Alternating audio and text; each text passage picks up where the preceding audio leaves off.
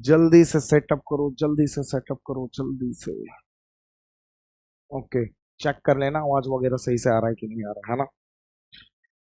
हरिद्वार पालो, कन्हैया से कह दो, तेरे दर पे सुदामा गरीब आ गया है। ठीक आ रहा है। चलो स्टार्ट करें क्लास। चलो ठीक। अच्छा, पहले ही स्टार्ट कर दिया। बड़े तेज हो रहे हो यार। तो मैं गा रहा था वो भी आ गया होगा। खतरनाक हो भाई। मानना पड़ेगा, चलो कोई बात नहीं। हाय बच्चों, कैसे हैं आप सब। मैं रोशन भैया आप सबका स्वागत करता हूं आपके अपने यूट्यूब चैनल ई आचार्य पे। बच्चे, आज की क्लास में हम बात करने वाले हैं क्लास 10 का चैप्टर 1, हिंदी में बोले तो अध्याय 1। नाम है भैया वास्तविक संख्या। और ये चैप्टर 1 अध्याय 1 का भाग नंबर 4 है, लेक्चर नंबर 4 है। तो भैया 1 2 3 आपने पढ़ा दिया, लेक्चर नंबर 1 2 3। हाँ पढ़ा दिया। तो भैया अभी अगर डायरेक्ट हम पार्ट 4 देखे, भाग 4 देखे, समझ आ जाएगा। देखो यार, यहाँ पे हम क्वेश्चन करने वाले हैं, लेकिन अगर आप चाहते हो कि वास्तविक संख्या के जितने भी क्वेश्चंस है जो पेपर में पूछे जाते हो, ठीक है, वो सारे के सारे आपसे बने, सारे के सारे नंबर आपकी झोली में गए और चैप्टर आपका बहुत ही स्ट्रांग हो। क्या कर रहे हो आप? चैनल का प्लेलिस्ट चेकआउट करो और जाके लेक्चर नंबर 1 2 3 वॉच आउट करो, है ना। तो उसके बाद आपको लेक्चर नंबर 4 ज्यादा समझ में आएगा। यहाँ पे थोड़ी सी एक और बात बता दूं। यहाँ पे हम टारगेट कर रहे हैं स्टेट बोर्ड और सीबीएसई बोर्ड के हिंदी मीडियम वाले बच्चों को, ठीक है ना। उनको टारगेट करके पढ़ाया जा रहा है, क्योंकि भाई मैं चाहता हूँ कि यार हमारे हिंदी मीडियम वाले बच्चे भी, ठीक है, हमारे इंडिया का पार्ट है भाई, उनको भी अच्छी एजुकेशन की बहुत जरूरत है ना। अच्छा, तो भैया स्टेट बोर्ड कौन सा? सारे, झारखंड, बिहार, यूपी, एमपी, ठीक है, राजस्थान, जितने भी बोर्ड है। और केवल ये जस्ट एग्जांपल दिया है, इंडिया में जितने भी बोर्ड है जहाँ पे हिंदी मीडियम के बच्चे पढ़ते हैं क्लास 10 में, है ना, उन सबको टारगेट करके पढ़ा रहे हैं, ठीक। तो आज की क्लास स्टार्ट करते हैं। अच्छा, स्टार्ट करने से पहले छोटी छोटी बातें बता दो यार। पहली बात है, यहाँ देख रहे हो, ये टाइप 2 लिखा है, देख रहे हैं? ठीक। इस बात पे गौर कर रहे हो, यहाँ टाइप 3 लिखा है। हम्म। चलो, कहाँ गया? इस बात पे गौर कर रहे हो, यहाँ टाइप 4 लिखा है, ठीक। तो इसका मतलब क्या है भैया? इसका मतलब एक सिंपल सी बात है भाई। देखो यार, यहाँ थोड़ा सा प्रिंटिंग मिस्टेक था, अध्याय लिखा था, ठीक है, तो प्रश्नावली 1.1 कर दिया, है ना। तो यहाँ पे गौर करने वाली बात ये है आपका, ठीक है, कि भाई जो टाइप 2 दिखाया, मतलब अगर मैं वहां पे, यहाँ पे अगर आपको टाइप 2 के क्वेश्चंस करवा रहा हूँ प्रैक्टिस, तो इसी के बिहाफ पे, ठीक है, इसी के बिहाफ पे, ठीक है, टाइप 2 के क्वेश्चंस यहाँ दिए गए हैं।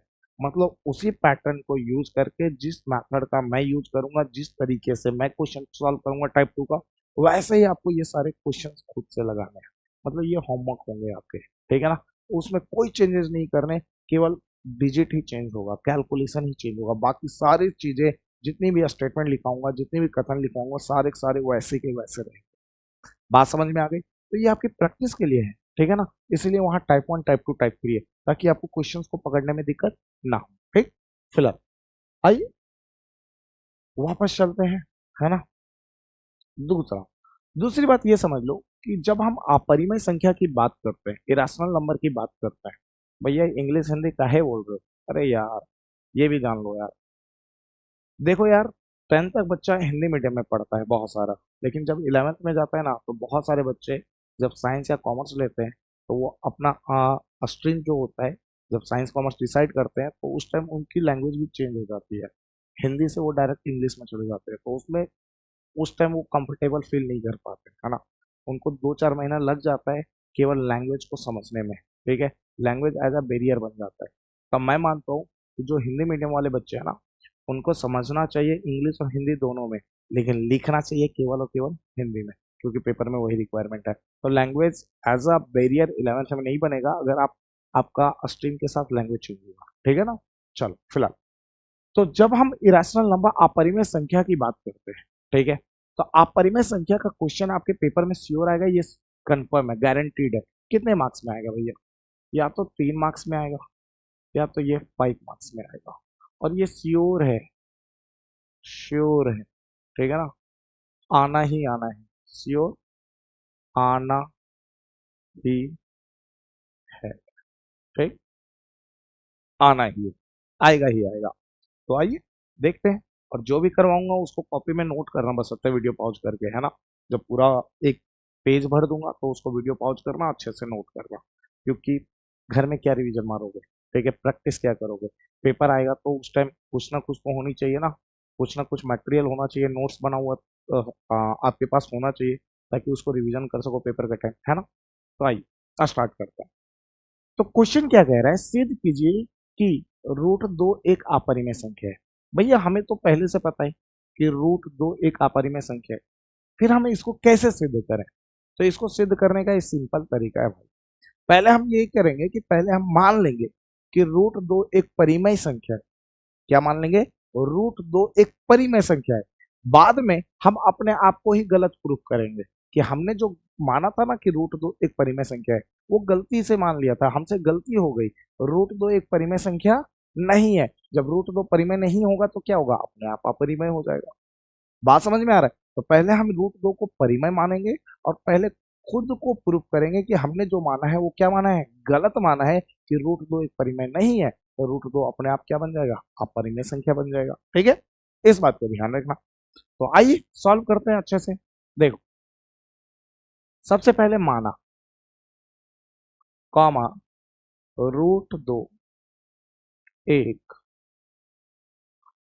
परिमेय संख्या है। रूट दो एक परिमेय संख्या है। अगर रूट दो परिमेय संख्या है तो रूट दो जो होगा वो किसके बराबर होगा, पी बाई क्यू के, है ना। जहां पी और क्यू सहभाज्य है। तो भैया पी और क्यू तो पूर्णांक होता है ना। बताता हूँ एक एक लाइन बताऊंगा, टेंशन मत लो, है ना। तथा क्यू नॉट बराबर जीरो है ना। देखो इधर, पहली बात तो ये जान लो कि सहभाज्य क्यों माना, ठीक है। क्योंकि P और Q जो सहभाज्य माना ना, ये वाला जो लाइन माना है, यही वो लाइन है जो इसको अपरिमेय संख्या प्रूव करने में, सिद्ध करने में मदद करेगा। देखो भैया यही लाइन मतलब हेल्प करने वाला, हाँ। लेकिन भैया एक बात बताओ, सहभाज्य होता क्या है, पहले ये बता दो। तो देखो, सहभाज्य की बात करते हैं। अगर दो संख्या जिसका हम एचसीएफ निकालें, तो अगर उन दोनों संख्याओं का एचसीएफ एक आता है तो वो सहभाज्य है। मतलब ये है कि दो और तीन हमने एक एज एग्जाम्पल ले लिया। तो दो का अभाज्य गुणनखंड करो तो दो गुने एक, तीन का अभाज्य गुणनखंड करो तो तीन गुने एक। दोनों में, ठीक है, कॉमन कौन है, वन। तो दोनों का जो एचसीएफ होगा, महत्तम समावर्तक होगा, वो वन होगा। अगर दोनों का एचसीएफ वन आ गया, इसका मतलब ये जो टू और थ्री जो था ना, वो एक सभाज्य संख्या था। बात समझ में आ गई। दूसरी बात ये समझो कि एचसीएफ का मतलब क्या होता है। भैया अभी तो बताया था, एचसीएफ का मतलब महत्तम समावर्तक होता है हिंदी में, और इंग्लिश में हाईएस्ट कॉमन फैक्टर होता है। अरे पूरा नाम नहीं पूछा है भाई, होता क्या है? आम आदमी की भाषा में एचसीएफ का मतलब क्या होता है। तो एचसीएफ का मतलब होता है कॉमन लेना। सिंपल सी बात, एक लाइन में, ठीक है, कॉमन लेना, सीधी बात, नो बकवास, है ना। तो एचसीएफ का मतलब होता है कॉमन लेना। जैसे दो और तीन का अभाज्य गुणनखंड किए, दोनों में जो कॉमन था वो कॉमन ले लिए, तो वो एचसीएफ हो गया। दूसरा, एचसीएफ का एक और नाम होता है, एचसीएफ का एक और नाम है, एचसीएफ का एक और नाम है, हाँ। तो एक तो महत्तम समावर्तक है, इसका पूरा नाम, जिसको इंग्लिश में हाईएस्ट कॉमन फैक्टर कहते हैं। दूसरा, एचसीएफ का मतलब जो होता है ना बेटा, वो होता है उभयनिष्ठ गुणनखंड। तो एचसीएफ का एक और नाम क्या हो गया, उभयनिष्ठ गुणनखंड, या एचसीएफ का मतलब हो गया उभयनिष्ठ गुणनखंड।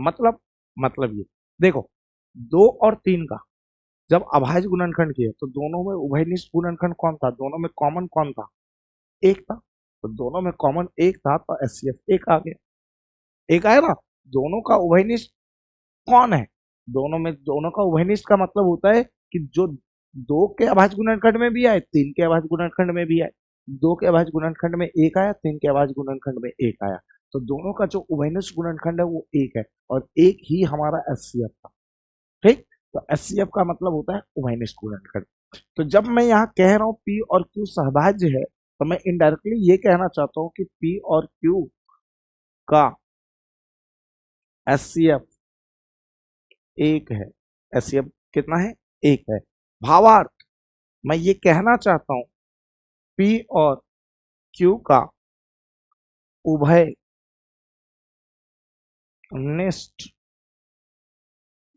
गुणनखंड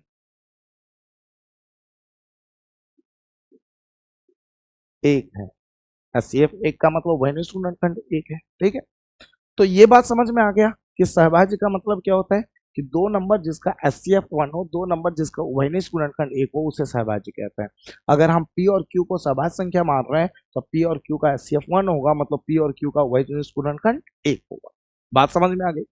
दूसरा, भैया एचसीएफ मतलब आपने पी और क्यू को सहभाज्य क्यों माना, अब ये बता दो मेरे को। तो सबसे पहले एक एक करके क्लियर करता है ना। पहली बात, आपको ये समझ में आ गया सहभाज्य क्या होता है?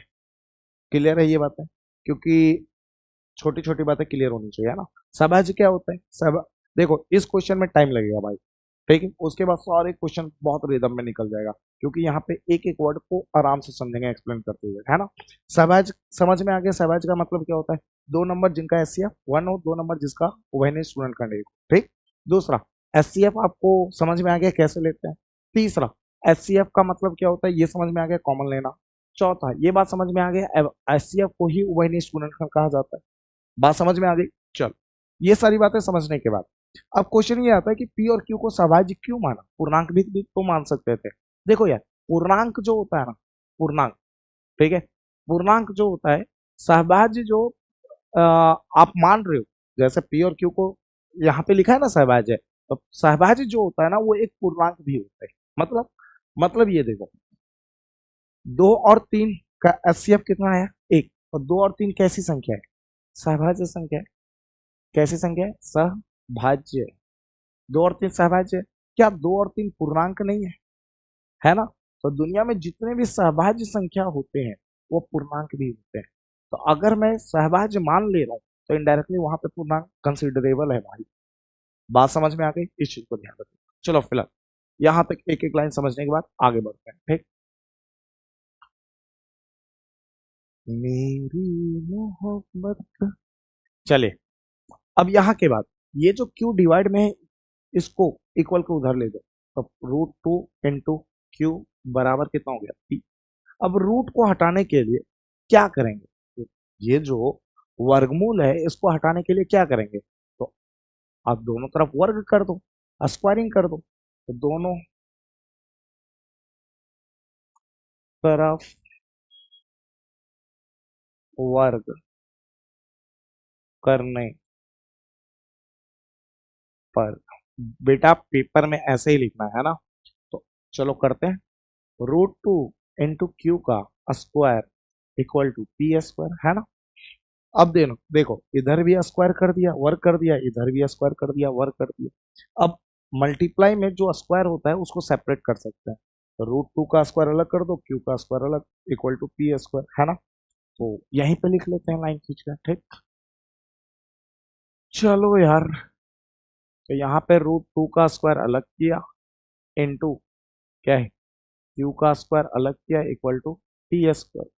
अब देख, स्क्वायर से रूट कट गया, तो two into Q square equal to क्या हो गया? P square. अच्छा, टू मल्टीप्लाई में इक्वल के इधर गया तो डिवाइड में, तो क्यू स्क्वायर बराबर क्या होगा? पी स्क्वायर अपॉन में टू, है ना। तो अब देखो यहाँ से समझने वाली बात है ना, इसको इक्वेशन वन मान लेना है, समीकरण एक मान लेना, आगे काम आएगा। देख, मैं क्या कह रहा हूँ उस चीज को सुनना सुनना। फोर अपॉन टू लिखा है, इसका मतलब क्या है? इसका मतलब है जो फोर है उस वो दो से विभाज्य है। मैंने क्या कहा? फोर अपॉन टू लिखा है, तो इसका मतलब है कि चार जो है वो दो से विभाज्य है, दो से विभाज्य है। ठीक, तो अगर पी स्क्वायर अपॉन टू लिखा है तो इसका मतलब है पी स्क्वायर जो है वो दो से विभाज्य है। लिख दो, यहां लिख रहा हूं, सिंस पी स्क्वायर कॉमा दो से विभाज्य विभाज्य है ना। पी स्क्वायर दो से क्या है, विभाज्य है ना। इसलिए पी भी दो से विभाज्य होगा।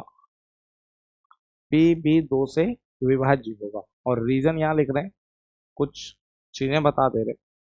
दो एक अभाज्य संख्या है। अभाज्य, इसको थोड़ा बड़ा कर लेते हैं। दो एक अभाज्य संख्या है और पी स्क्वायर को विभाजित विभाजित करता है। विभाजित करता है। थोड़ा इसको और बड़ा ले जाना पड़ेगा ना। और देखो मेरे पास जगह नहीं है, इसलिए मैं होगा के बगल में लिख रहा हूँ। अगर आपके कॉपी में जगह होगा ना, तो ये जो होगा होगा वो विभाज्य के बाद आ जाएगा। और ये नीचे वाले लाइन के ब्रैकेट में लिख लेना ये बात, ठीक है ना। इधर उधर मत लिखना यार, ठीक।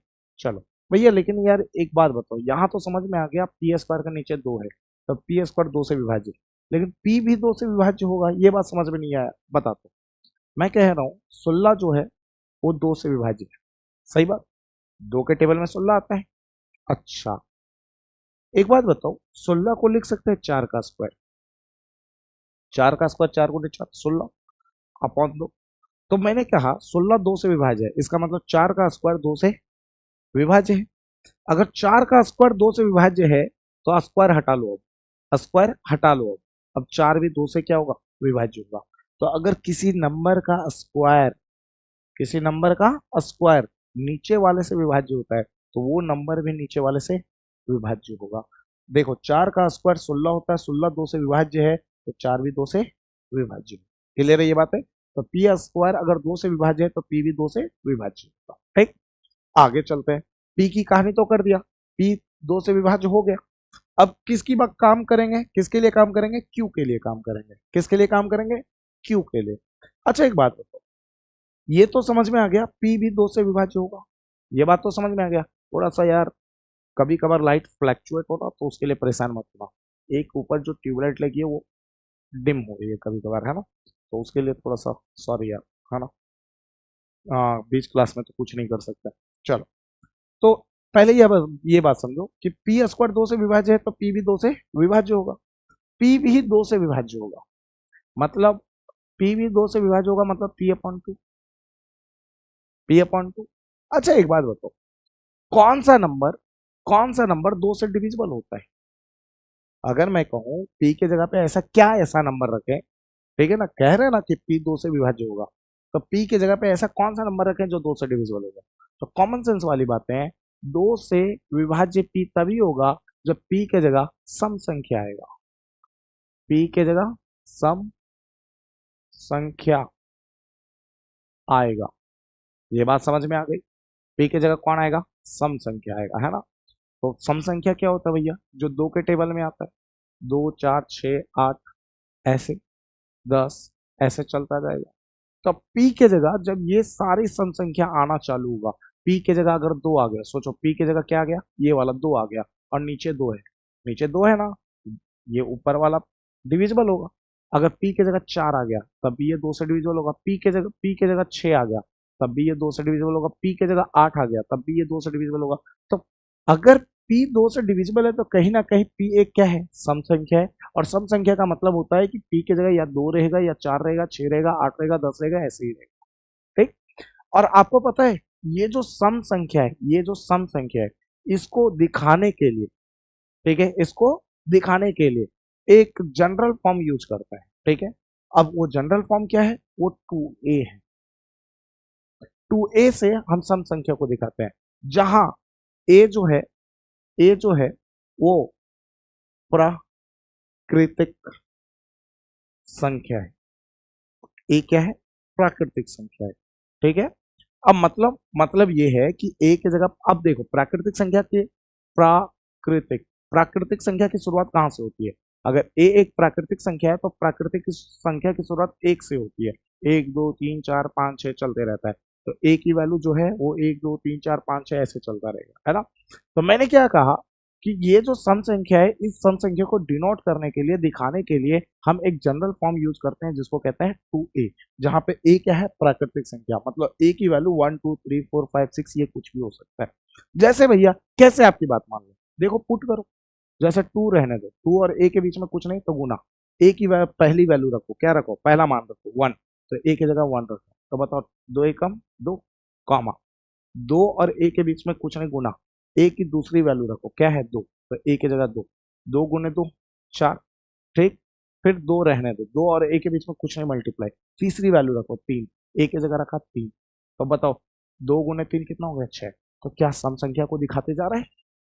दिखा रहा है ना। तो ध्यान रखिएगा, मैंने यहाँ पे दो बातें कही कि अगर P दो से विभाज्य है तो कहीं ना कहीं P जो है वो एक सम संख्या है, क्योंकि सम संख्या ही दो से विभाज्य होता है। सम संख्या कौन कौन होता है? जो दो के टेबल में आता है, दो चार छः आठ दस, dot dot dot dot dot. और इन सारे सम संख्या को दिखाने के लिए मैंने अगली बात ये कही कि इन सारी सम संख्या को दिखाने के लिए जो जनरल फॉर्म आएगा वो 2a होगा, ठीक है, जहां a क्या है? प्राकृतिक संख्या, ठीक है। तो मैं ये कह सकता हूं कि पी फिर से सुनना मेरी बात, मैंने क्या कहा? पी जो है वो दो से विभाज्य है तो पी एक सम संख्या होगा, यही मैंने कहा। तो क्या मैं ये कह सकता हूं कि ये जो पी है वो 2a होगा? मतलब अरे फिर से समझ, एक एक बात को दिमाग में डाल, अच्छे से डाल, मैं पूरा सेट करके मानूंगा, है ना। पी किससे विभाज्य है? दो से विभाज्य है, तो पी कैसा होगा? सम संख्या होगा। सम संख्या कौन होता है? जो दो के टेबल में आता है। और इन सम संख्या को किससे दिखाते हैं? 2a से दिखाते हैं। तो 2a क्या, किसको रिप्रेजेंट कर रहा है? किसको दिखा रहा है? सम संख्या को। तो पी जो है अगर दो से विभाज्य है तो पी सम संख्या है, मतलब पी जो है वो क्या है? 2a है, क्योंकि 2a एक सम संख्या था। तो देखो, अगर मैं ये कह रहा हूं कि P 2 से डिविजिबल है तो P बराबर जब भी मानेंगे तो हम क्या मानेंगे? सम संख्या मानेंगे, क्योंकि सम संख्या ही 2 से डिविजिबल होता है। और सम संख्या को कौन दिखाता है? 2a। तो इसीलिए P बराबर हम क्या मानेंगे? 2a। ठीक, इस पे इतना टाइम दिया है ताकि आपको अच्छे से समझ में आ जाए। क्लियर है ये बात है? तो आपको ये बात समझ में आ गया P बराबर 2a क्यों मानेंगे? ठीक। तो देखो, तो यहाँ पे क्या था? यहाँ P भी दो से विभाज्य होगा। तो अगर P दो से विभाज्य होगा तो P जो है वो एक सम संख्या होगा, और सम संख्या को 2a से दिखाते हैं। तो मान लेंगे P बराबर 2a, मान लिया। अब आगे, P बराबर 2a समीकरण एक में रखने, समीकरण एक में रखने पर, P बराबर 2a समीकरण एक में रखने पर, बताओ समीकरण एक क्या है भाई? Q square equal to P square बट्टे दो। तो समीकरण एक है Q square equal to P square बट्टे दो, है ना। क्यू स्क्वायर रहने दिया, बताओ पी की वैल्यू 2a, पी की जगह रख दिया 2a, स्क्वायर का स्क्वायर, अपॉन में 2, अपॉन में 2। अच्छा, क्यू स्क्वायर रहने दिया, बताओ दो का स्क्वायर कितना होता है? दो गुने दो, चार। और ए का स्क्वायर, ए स्क्वायर, है ना, बट्टे में दो। दो से चार कटा, कितने बार में? दो बार में। तो क्यू स्क्वायर बराबर कितना हो गया बचुआ? 2a स्क्वायर, यही हुआ ना।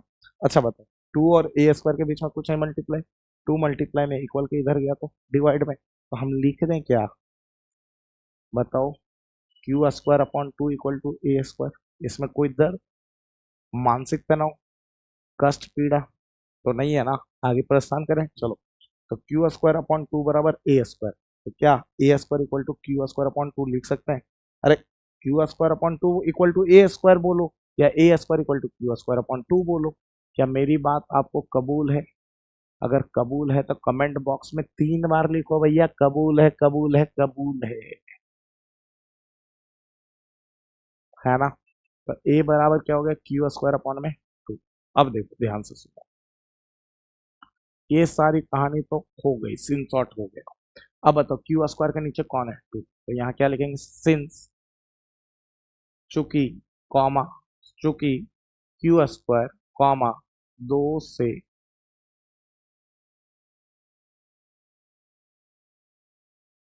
विभाज्य है, इसलिए क्यू कॉमा 2 से 2 से विभाज्य होगा, है ना? क्यू भी किससे विभाज्य होगा? 2 से।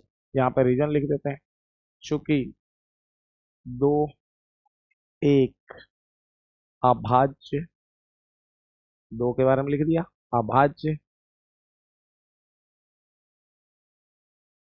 संख्या है और क्यू स्क्वायर को क्यू स्क्वायर को विभाजित करता है, विभाजित करता है। उम्मीद है यहाँ तक कोई दिक्कत है नहीं, है ना? चलो, तो अगर देखो, गौर करो, तो P को कौन विभाजित कर रहा है? P भी 2 से विभाज्य होगा, P को 2 विभाजित कर रहा है। Q,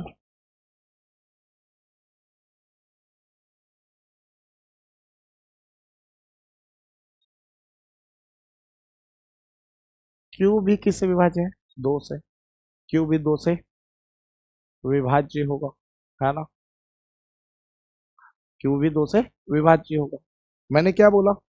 P जो है वो 2 से विभाज्य है, Q जो है वो 2 से विभाज्य है। तो मैं कह दूं, मैं ये बात कह दूं, P और Q का दोनों का अभाज्य गुणनखंड, सॉरी, उभयनिष्ठ गुणनखंड 2 होगा। मतलब मैं यहाँ लिख रहा हूँ, देखना, बता रहा हूँ, अंतः कॉमा P और Q का उभयनिष्ठ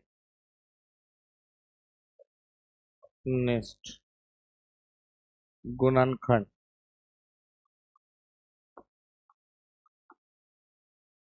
उभयनिष्ठ गुणनखंड 2 होगा। मतलब क्या है भैया? बताता हूँ, ध्यान से सुनो। 4 और 6 का उभयनिष्ठ गुणनखंड निकालो। तो कहोगे भैया 4 जो है वो 2 गुने 2 लिखते हैं, 4 का अभाज्य गुणनखंड 2 गुने 2। 6 का अभाज्य गुणनखंड 2 गुने 3 होगा। दोनों में कॉमन 2 है भैया, तो 4, 4 और 6 का जो उभयनिष्ठ गुणनखंड होगा, 4 और 6 का उभयनिष्ठ गुणनखंड, ठीक है, जिसको हम क्या कहते हैं? एचसीएफ कहते हैं, है ना? उभयनिष्ठ गुणनखंड ब्रैकेट में बोले तो एचसीएफ, ये कितना होगा? 2 होगा। दोनों में कॉमन 2 है तो एचसीएफ 2 होगा, उभयनिष्ठ गुणनखंड 2 होगा। तो सुनो और ध्यान से सुनो, अगर 4 का अभाज्य गुणनखंड 2 गुने 2 है तो इसका मतलब समझते हो क्या होता है? कि 4 जो होगा वो 2 से विभाज्य होगा, मतलब दोनों 2 है तो 4 2 से विभाज्य होगा। और 6 का अभाज्य गुणनखंड 2 गुने 3 है, तो इसका मतलब है 6 जो होगा वो 2 से विभाज्य होगा और 6 जो होगा वो 3 से विभाज्य होगा। सही बात की गलत बात? 6 का अभाज्य गुणनखंड 2 गुने 3 है, तो 6 जो होगा 2 से विभाज्य है, 6 जो है वो 3 से विभाज्य है। ठीक, अब इसको हटाते हैं। तो अगर मैं ये कहूं, ये बात समझ में आ गई कि अगर 6 का अभाज्य गुणनखंड 2 गुने 3 है तो 6 2 से विभाज्य भी होगा, 6 3 से विभाज्य होगा। ये बात समझ में आ गई। दूसरी बात, अगर मैं ये कह रहा हूं कि 4 और 6 का उभयनिष्ठ गुणनखंड 2 है, तो इसका मतलब ये है कि 4 भी 2 से विभाज्य है और 6 भी 2 से विभाज्य है। सही बात की गलत बात? मैं कह रहा हूँ 4 और 6 का उभयनिष्ठ गुणनखंड 2 है, इसका मतलब है 4 भी 2 से विभाज्य है, 6 भी 2 से विभाज्य है, जैसा कि यहाँ देख रहे हो। अब मैं उल्टा बोलूँ, मैं कह रहा हूँ 4 भी 2 से विभाज्य है, 6 भी 2 से विभाज्य है। इसका मतलब है ये जो 2 है ना, वो 2 4 और 6 का उभयनिष्ठ गुणनखंड है। तो इसका मतलब है कि अगर कोई नंबर किसी से डिवाइड हो और दूसरा नंबर भी सेम नंबर से डिवाइड हो, तो वो जो सेम नंबर है वो दोनों का उभयनिष्ठ गुणनखंड होता है। तो वही चीज मैंने यहाँ पे कहा कि पी जो है वो 2 से विभाज्य है, तो यही कह रहा ना, पी भी 2 से विभाज्य होगा। ठीक है, और यहाँ पे क्यू किससे विभाज्य है? 2 से। तो P भी अगर दो से विभाज्य है, Q भी दो से विभाज्य है, इसका मतलब है P और Q दोनों का उभयनिष्ठ गुणनखंड कितना होगा? दो होगा। उम्मीद है मेरी बात यहाँ से यहाँ तक अच्छे से समझ आ गई, आपको कोई डाउट्स नहीं है ना? अब आगे, लेकिन यार, लेकिन अगर गौर करो तो P और Q को हमने क्या मान रखा है? P और Q क्या है? सहभाज्य संख्या है। और आपको बताया था सहभाज्य का मतलब होता है कि दोनों का उभयनिष्ठ गुणनखंड कितना होगा? एक। ठीक है, तो यहां लिखते हैं, लेकिन हम जानते हैं कि P और Q का उभयनिष्ठ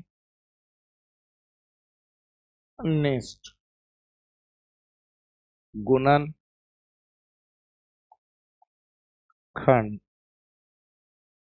एक होगा। ठीक है, सही बात की गलत बात? ठीक है, देखो, एक होगा नहीं, एक है ना? ये तो है, ओवरनिस्ट गुणनखंड एक है। तो मैंने क्या कहा कि पी जो है वो दो से डिविजिबल है, टू जो है वो दो से डिविजिबल है, पी और क्यू दोनों दो से डिविजिबल है, दो से विभाज्य है, इसीलिए पी और क्यू का ओवरनिस्ट गुणनखंड कितना होगा? दो।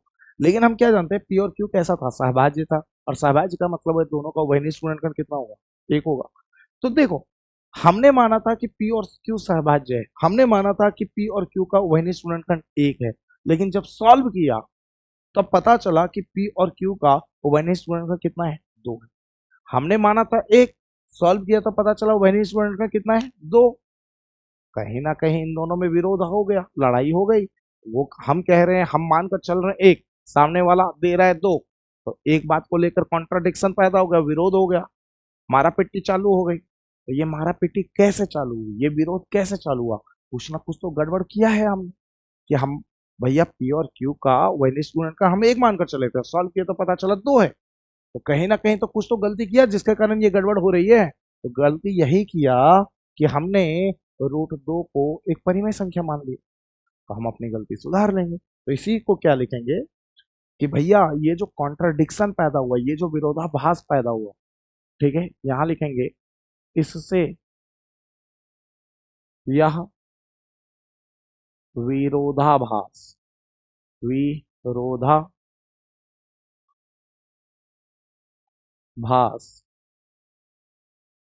प्राप्त, इससे यह विरोधाभास प्राप्त होता है कि हमारा मानना, हमारा मानना,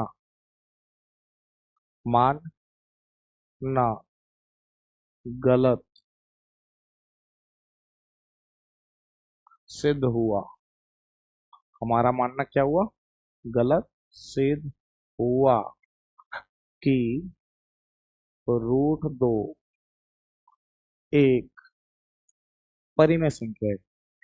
हमारा मानना क्या हुआ? गलत सिद्ध हुआ कि रूट दो एक परिमेय संख्या है। हमने यही गलत माना था ना, तो हमारा मानना गलत हो गया। ठीक, तो हम अपनी गलती सुधार रहे हैं, भैया हमें माफ कर दो, हमसे गलती हो गई। ठीक है, हमें अपनी गलती सुधारने का मौका दो, हम सुधार रहे हैं।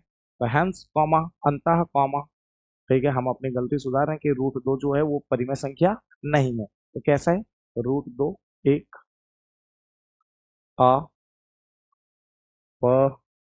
अपरिमेय संख्या है। तो रूट दो कैसा संख्या है? अपरिमेय संख्या है। और ये हमने कर दिया प्रूफ, ये हमारा हुआ सिद्ध। उम्मीद है अच्छे से एक एक लाइन समझ में आ गई, है ना? तो सबसे पहले आप क्या कर लो, स्क्रीनशॉट ले लो यार, है ना? पहला इसका घर पे आराम से नोट करना, फिर इसका, है ना, फिर इसका ले लिया। चलो नेक्स्ट क्वेश्चन देखते हैं।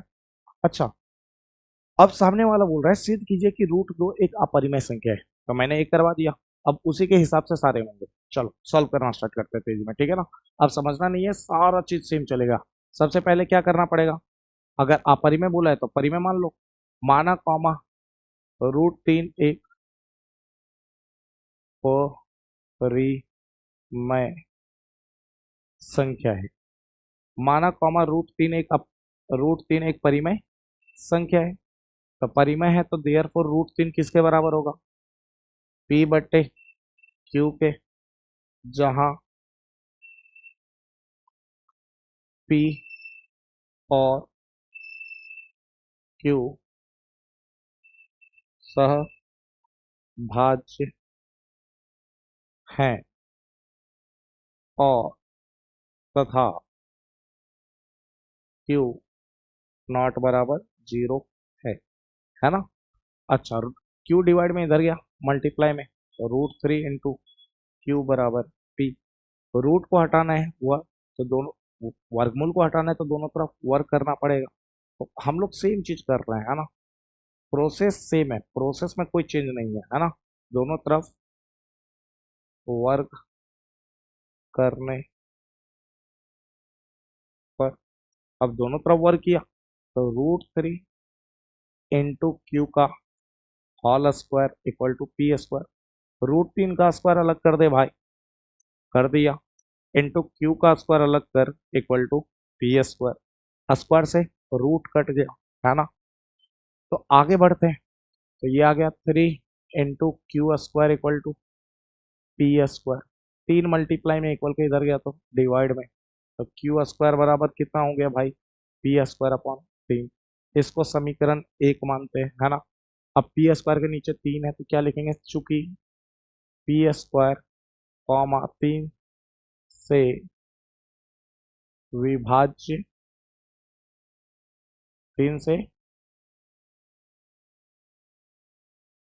विभाज्य है, इसलिए P भी 3 से विभाज्य विभाज्य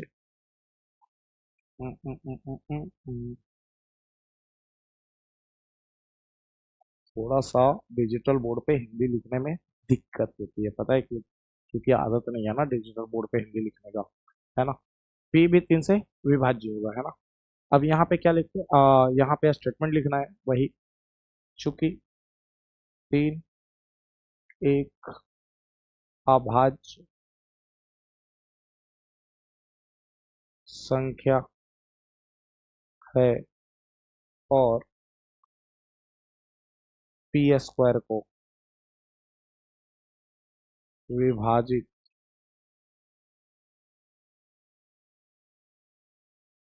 करता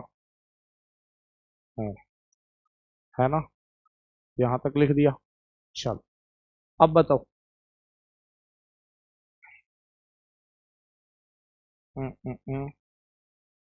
माना कॉमा, बताओ P को कौन विभाज्य? P भी 3 से विभाज्य है। अरे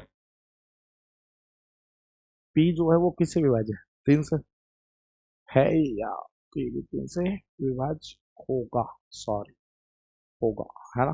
P किससे विभाज्य है? 3 से। और माना P बराबर 3, अब रख दो P बराबर 3a, समीकरण 1 में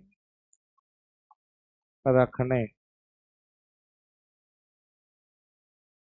अ, अ, अ, काहे घुसिया जाते हो भाई, रखने पर, है ना। रखो भाई। समीकरण 1 कौन है? Q² बराबर P² बटे 3, है ना। Q² equal to P² upon में 3, ठीक, यही है। तो P बराबर 3 है, P की जगह 3a रख दो, तो क्या लिखेंगे? Q² इक्वल टू P की जगह 3a रख दिया, तो 3a का स्क्वायर अपॉन में 3, है ना। तो Q² बराबर कितना हो गया? 3 का स्क्वायर, 3 गुने 3 9, a का स्क्वायर a² बटे में 3, 3 से 9 घटा 3 बार में, तो Q² बराबर कितना हो गया? 3a², 3 डॉट मतलब मल्टीप्लाई, 3 मल्टीप्लाई में इक्वल के इधर गया डिवाइड में, Q² बटे 3 बराबर a²। अच्छा, Q² बटे 3 बराबर a² बोल, या a² बराबर Q² बटे 3 बोल, है ना। तो बोल दूं? A square equal to Q square बटे 3, है ना। यहाँ पे क्या करेंगे, वही, चलो छोड़ना यार, सिंस क्यू स्क्वायर कॉमा 3 से विभाज्य है, 3 से विभाज्य है, इसलिए क्यू कॉमा क्यू भी, कॉमा हटाओ, क्यू भी 3 से विभाज्य होगा, है ना, होगा। अब यहाँ पे स्टेटमेंट लिखते हैं, चूंकि 3 एक अभाज्य संख्या है और क्यू स्क्वायर को विभाजित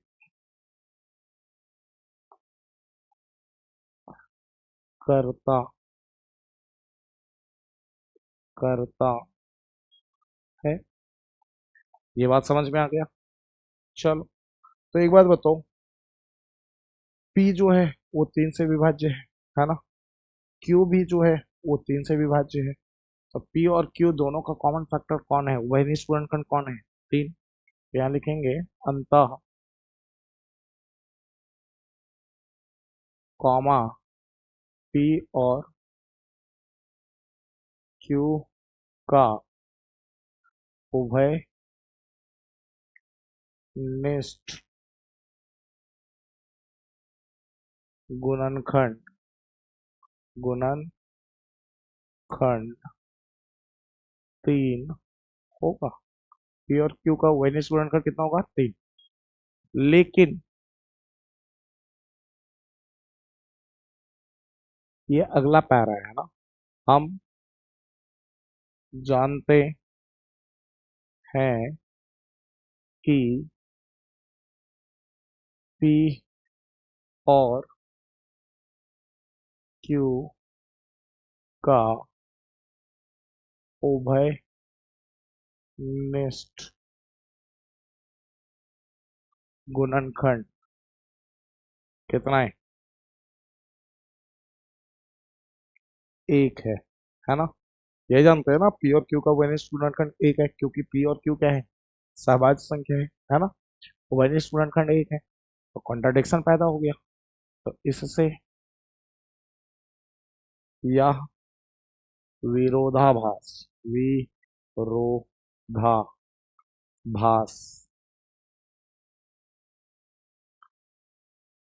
प्राप्त होता है कि हमारा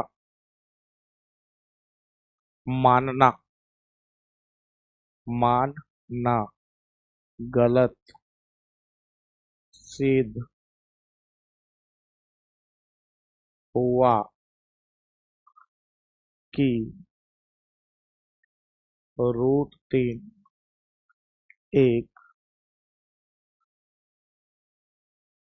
अ- एक परिमेय संख्या है, √3 एक परिमेय संख्या है। तो हम अपनी गलती सुधार लेते हैं, है ना। तो अंतः कॉमा √3 एक अपरिमेय संख्या है। उम्मीद है यहाँ तक समझ में आ गया, कोई डाउट्स तो है नहीं, है ना। तो सेम प्रोसेस है, मैंने कुछ अलग नहीं किया, ये सेम तरीके से किया, जैसे मैंने √2 किया था वैसे √3 किया, है ना। तो इसका भी स्क्रीनशॉट ले लेना आप लोग, ठीक, आराम से घर पे नोट करते रहना, ठीक। इसका भी ले लो यार, कोई डाउट्स तो नहीं है। चलो फिलहाल आगे बढ़ते हैं, ठीक। अगला क्वेश्चन क्या है वो सुनो। सिद्ध कीजिए कि 1/√2 एक परिमेय संख्या है, ठीक। तो ये भी वैसा ही होगा। तो टाइप 2 में जितने भी क्वेश्चंस आएंगे, जितने भी क्वेश्चंस, मैंने इसीलिए तो टाइप बताया था। तो टाइप 2 में कहाँ गया, किधर गया, हाँ, टाइप 2 में जितने भी क्वेश्चंस आएंगे सब एक पैटर्न में होंगे, एक पैटर्न में। तो एक 1/√2 वाला कर देता हूँ, उसके बाद आप करते रहिएगा, है ना। वो सिद्ध कीजिए कि 1/√2 एक परिमेय, सॉरी अपरिमेय संख्या है। तो सबसे पहले माना, कॉमा 1/√2 एक उम, उम, उम, उम, उम, उम, एक परिमेय संख्या है। हाय हाय ओए होए, हाय हाय ओए होए, बड़ो बदी बड़ो बदी। आजकल ये गाने खूब चल रहे हैं ना ट्रेंडिंग में। किसने किसने सुना है कमेंट बॉक्स में कमेंट करके बताओ यार। है ना। और नहीं सुना है तो सुनो यार, बड़ा खतरनाक सा गाना है, बड़ा खतरनाक सा गाना है। 1/√2 इक्वल टू P/Q, जहाँ P और Q सहभाज्य है तथा Q नॉट इक्वल टू 0 है। Q not equal to 0। Cross multiply करो जी, क्रॉस मल्टीप्लाई करो। तो 1 को मल्टीप्लाई करो Q से तो कितना आएगा Q, और √2 किससे P से। तो √2 इंटू P। तो रूट को हटाना है तो वर्क करना पड़ेगा, दोनों तरफ वर्ग करने पर, है ना, कर देते हैं यार। Q का square equal to √2 into P का स्क्वायर, है ना। तो Q का स्क्वायर अलग रहने दिया, √2 का स्क्वायर अलग कर भाई, इंटू P का स्क्वायर अलग कर भाई, स्क्वायर से रूट काट दे। तो Q स्क्वायर बराबर कितना आ गया, 2 इंटू P स्क्वायर। 2 मल्टीप्लाई में इधर गया तो डिवाइड में, तो क्या हो जाएगा, हो जाएगा Q स्क्वायर बट्टे 2 बराबर P स्क्वायर। तो Q square upon 2 equal to P square बोल, या P square equal to Q square upon 2 बोल, बात तो एक ही छे। P square equal to Q square upon 2, equation first.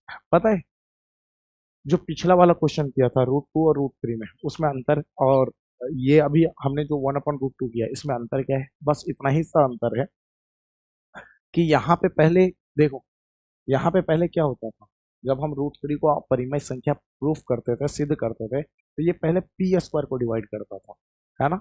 लेकिन यहाँ पे क्या हो रहा है, यहाँ पे पहले ये Q को डिवाइड कर, बस इतना ही अंतर है। और बाकी सारी चीजें सारे प्रोसेस है यहाँ पे वही, सिंस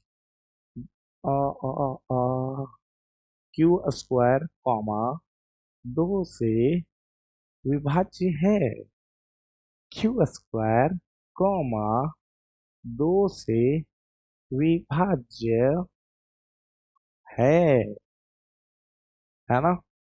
इसलिए Q भी 2 से विभाज्य विभाज्य होएगा, विभाज्य होगा, है ना। रीजन, चूंकि दो, एक, दो कैसा नंबर है, एक अभाज्य संख्या है, अभाज्य संख्या है।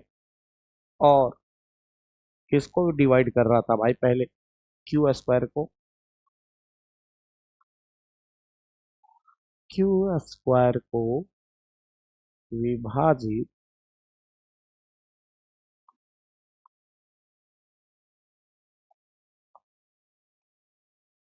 करता है ना। चलो उम्मीद है यहाँ तक समझ में आ गया, कोई डाउट्स तो नहीं है। अच्छा Q को कौन डिवाइड कर रहा है, 2, तो यहाँ लिखो माना, कॉमा Q बराबर 2a, है ना। तो अगले लाइन में Q बराबर 2a समीकरण एक में रखने पर, समीकरण में एक में रखने पर, समीकरण एक का है भैया, किधर चला गया रे। समीकरण एक क्या है, P square equal to Q square upon 2, यहाँ रख देते हैं P square equal to Q square upon में 2, है ना। P स्क्वायर रहने दिया, Q की वैल्यू कितनी है 2 है, 2 की जगह 2 × a का होल स्क्वायर अपॉन में 2। अच्छा पी स्क्वायर, अच्छा बता 2 का स्क्वायर 2 गुणे 2 4, ए का स्क्वायर ए स्क्वायर अपॉन में कितना है 2, 2 से 4 कट गया 2 बार में, तो पी स्क्वायर बराबर कितना हो गया 2 × a स्क्वायर। अच्छा 2 मल्टीप्लाई में इधर गया तो डिवाइड में, तो P square upon 2 equal to क्या हो गया ए स्क्वायर। तो P square upon 2 equal to A square बोलो, या फिर A square equal to P square upon 2 बोलो, बात तो एक ही है। यहाँ लिखेंगे सिंस, यहाँ क्या लिखेंगे, यहाँ लिखेंगे चूंकि पी स्क्वायर कॉमा 2 से विभाज्य है, इसलिए पी भी 2 से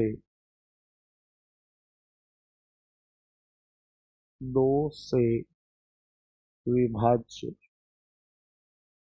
ठीक है, विभाज्य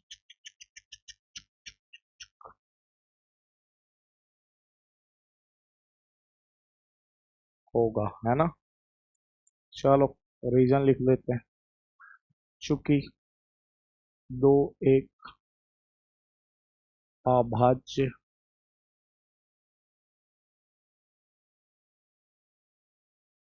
संख्या है और किसको पी स्क्वायर को विभाजित, पी स्क्वायर को विभाजित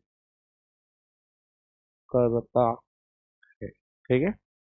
यहां तक हो गया सारी बातें। तो एक बात बताओ, पी को कौन डिवाइड कर रहा है 2, क्यू को कौन डिवाइड कर रहा है 2, अरे क्यू 2 से विभाज्य है, पी भी किससे विभाज्य है 2 से, तो हम कहते हैं पी और क्यू का कॉमन, मतलब पी और क्यू का उभयनिष्ठ गुणनखंड कौन है 2, अंतः कॉमा पी और क्यू का उभयनिष्ठ गुणनखंड 2 होगा। पी और क्यू का उभयनिष्ठ गुणनखंड कितना होगा 2, लेकिन हम क्या जानते हैं, लेकिन हम जानते हैं कि पी और क्यू का उभयनिष्ठ, ठीक है, उभयनिष्ठ। अच्छा बताओ पी और क्यू कैसा था सहभाज्य, सहभाज्य का मतलब उभयनिष्ठ गुणनखंड कितना होगा 1 होगा, लेकिन हम जानते हैं कि पी और क्यू का उभयनिष्ठ गुणनखंड 1 है ना, लेकिन हम जानते हैं कि पी और क्यू का उभयनिष्ठ गुणनखंड 1 है। इससे या विरोधाभास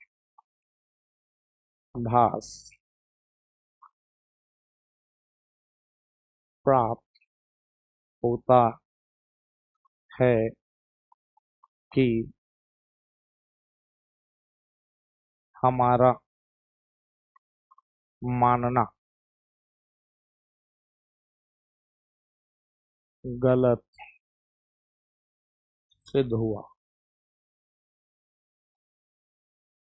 सिद्ध हुआ कि, किसको हमने माना था 1/√2 एक परिमेय संख्या है ना, कि 1/√2 एक परिमेय संख्या है, संख्या है। हम अपनी गलती सुधार लेते हैं, है ना। अंतः कॉमा 1/√2 एक अपरिमेय, अपरिमेय संख्या है।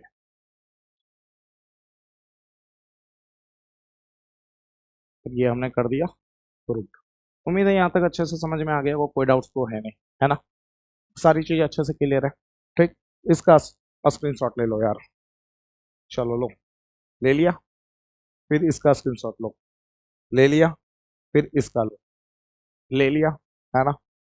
तो हम लोगों ने टाइप 2 फिनिश कर दिया है, ठीक है।